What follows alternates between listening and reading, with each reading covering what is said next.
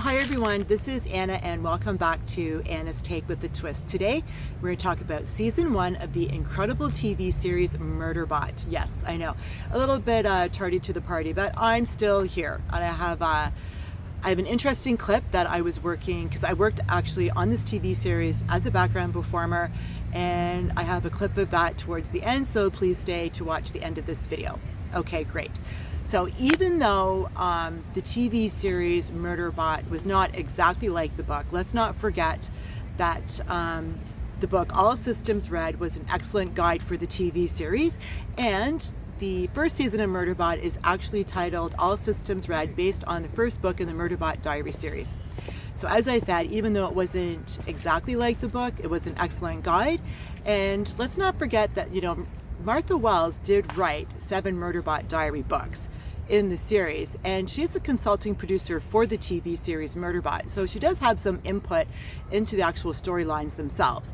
Now, how much input she has actually depends episode to episode and of course season to season. So yes, there will be a season 2, and I'm very, very excited about that. Let's talk about season 1. You know, I really appreciate the fact that Murderbot is refurbished. I like that Murderbot is banged up and is, you know, got like some scuffs and almost like, I guess, like dents and that kind of thing, and grayish. So not that, you know, brilliant, blinding, bright white that the newer models have. And of course, it also helps that, you know, Murderbot has a helmet that is different from the other sec units. So we always know exactly which sec unit is Murderbot, because of course, Murderbot's our hero. He's like, sorry, I didn't mean to use that pronoun. Murderbot is the star of the TV series. So I thought that was just very clever, having like the different helmet and the different, I guess, like robot costume. I don't know how else to say it. Sorry, sec unit costume. So having the members of Preservation Alliance choose Murderbot over the newer models just kind of reminded me of this great line, which is, "Stray cats make the best pets." I love that line. It's actually from a really great movie. Anyway, and you know, it was also like a nice change to have the organization like Preservation Alliance, you know, not to have SOS, which is shiny object syndrome. And you know, that actually said a lot about the character of each crew member, and it kind of gave us a little bit of how they're going to behave in the future. And it actually set the tone for the series itself, which I thought was really, really great. So our understanding of the Preservation Alliance crew is a little bit like a sandwich. So first we have Murderbot tell us that, you know, they're weird, that they are hippie scientists with handmade clothes, and they are fresh meat for the corporation salespeople. Then we see them hand painting their habitat before they begin dancing to, as Murderbot says, some truly upsetting music.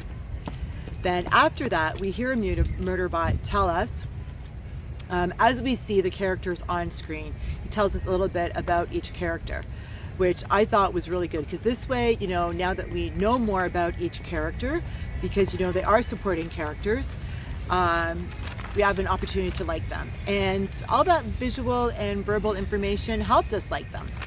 And we always want to have likable characters, supporting actors.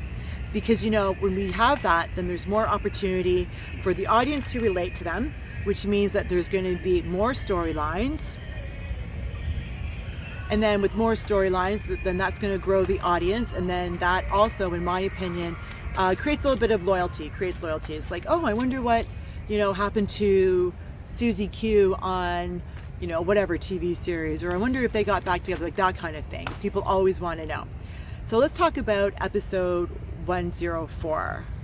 Okay, actually, you know what? No, before we talk about episode 104, let me just explain the numbers. So the first number is always the season. So in this case, 1 is, we're going to talk about season 1, and we're talking about the 4th episode in season 1. So the first number is for the season, and the other 2 digits are for the episode itself. So the 4th season, episode 1, is episode 104. If we were talking about, let's say, for example, the 16th episode in the 5th season, then it would be episode 516. And if by chance the TV series has 10 episodes, 10 seasons, and 9 episodes, then it would be episode 1009. Okay, so Episode 104, titled Escape Velocity Protocol, showed us that Murderbot can be more human than robot. So one excellent example of this is when we see two Murderbots. I'm not going to get into this too much in case anyone hasn't seen this episode already. However, Murderbot does say, "I felt like a balloon floating above myself, filled with agony." Number one, that is a great line. Number two, that was excellent visual. I don't even know how to describe that. It was just pure genius. It was fantastic. So for anyone who doesn't know, when that happens, that's called disassociating. And when people disassociate, it's because they're trying to remove themselves from trauma. So it's like a self-defense mechanism. So I would say it's like reaction to trauma in the making. And robots, sec units, do not disassociate. Humans, however, do. So episodes 105 and 104, being right in the middle of 10 episode season, had the storyline of Labibi, even though that storyline was not in the book All Systems Red.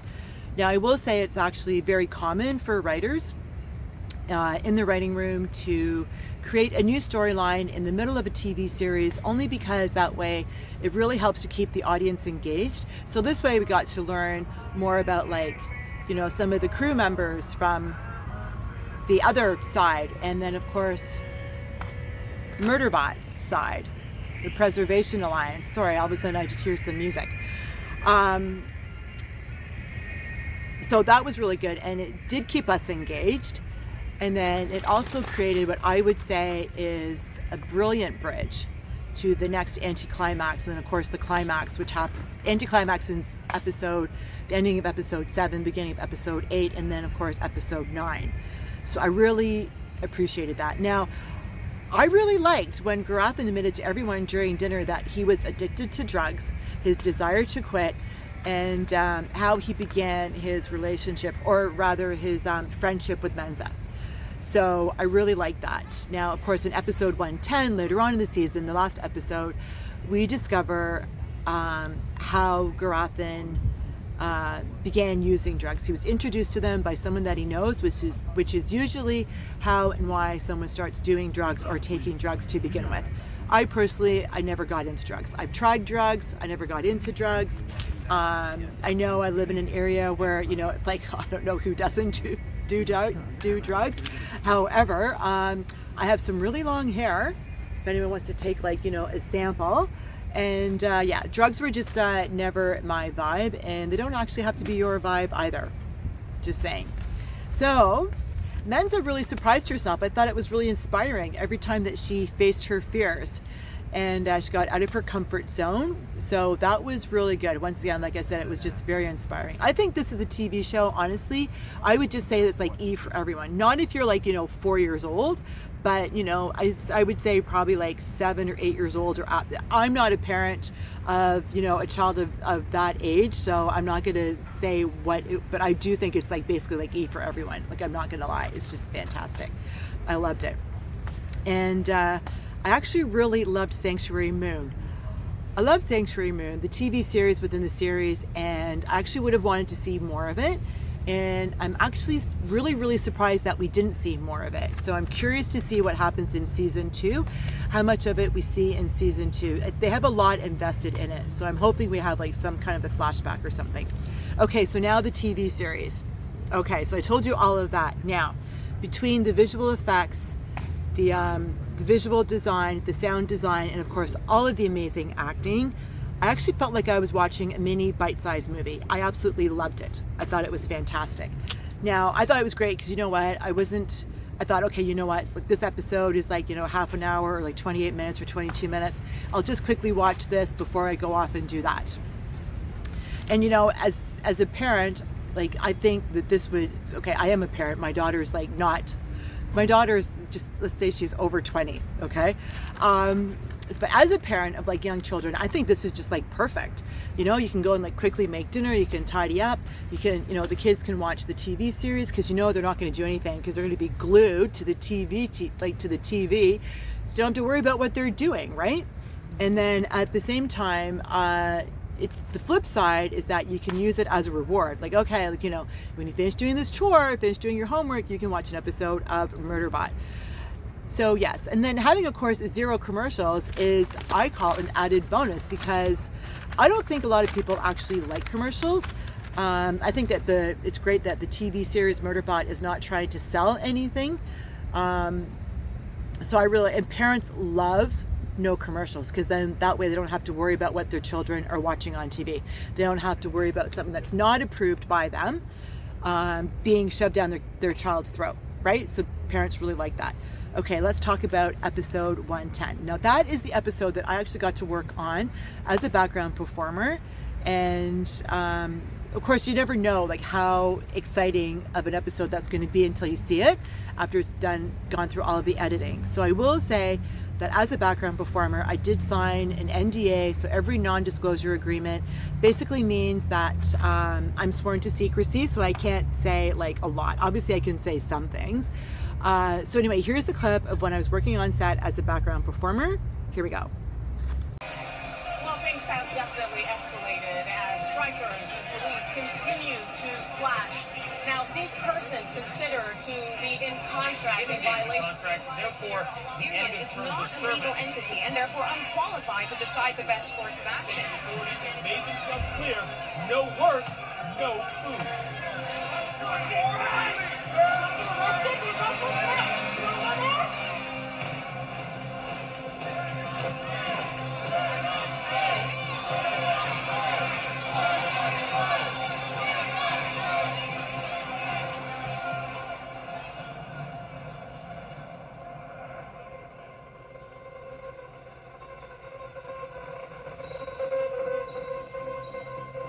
You're in violation of your contracts. Leave the area now.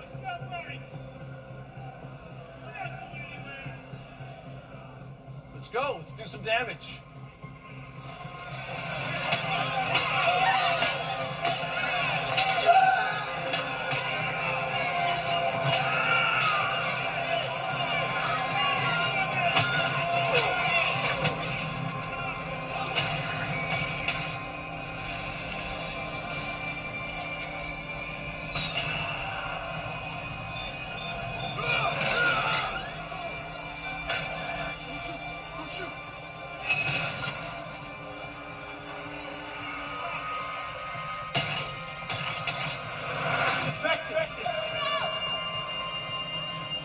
What's wrong?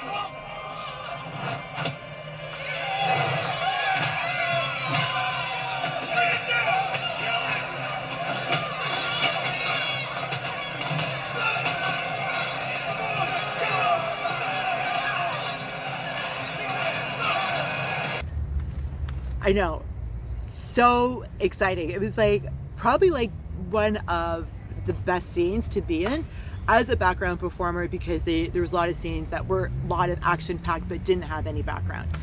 Anyway, just so you know, I was background performer. I was wearing blue, so I was a police officer, which meant that I was like pretty far back. I couldn't really see like a lot of what was taking place at the front. However, I could still see what was taking place at the front, like, you know, as much as I could. I watched every take, so every time they started rolling again, they were filming, and I thought it was just really exciting. Now, it's a little bit different, like when you're working on set as opposed to, once again, what you see on the screen. I will say though that, you know, watching Alexander Skarsgård was like truly amazing. He's a phenomenal actor. It was great to see him in action on the days that we were there, and then of course seeing it as it was all put together, edited on the screen on TV. Now, Alexander Skarsgård, everyone knows, is an amazing actor, so of course we expected this, and then, you know, why would he give us anything less than like fabulous, right? Exactly. So I'm just like, once again, very grateful I got to work on that TV series for that part. I'm very excited that there is a season 2. It's going to be starting soon-ish. I'm not really sure. Sometime this year, so 2025. We're at the end of August 2025. So hopefully sooner rather than later. Fingers and toes crossed to get to work on that season 2. And then I'm in a park, everyone, so sorry about the noise. And then, you know what, honestly, I really truly loved the ending of season 1. I thought, one, it was great. It was like a great ending, so it was like the perfect bow, if in case there wasn't going to be a season 2, but then why wouldn't there be, because it was just such a fabulous TV series. And then I thought it was just a great transition into season 2. So I loved it. I thought it was just fantastic. So I don't know where anyone else lives, but I'm just going to say I live in Ontario, Canada, Toronto. So we have this thing called like optimum points. And so I actually started watching the TV series because in my offers section of my optimum points, they offered Apple TV Plus free for 90 days, provided you had never had it before, which I didn't, because I didn't stream anything until now. And they actually had like another promotion on top of that. So I got those days plus the 90 days. So yes, I got to watch it twice for free. So I was really, really happy about that. And I watched a lot of other things on Apple TV also. So thanks again for watching Anna's Take with the Twist. I hope you enjoyed everything. And yeah, if you like today's video, you can always like the video. And of course, you can always leave a comment. And yes, you can always subscribe. Thanks again for watching Anna's Take with the Twist. And that's a wrap.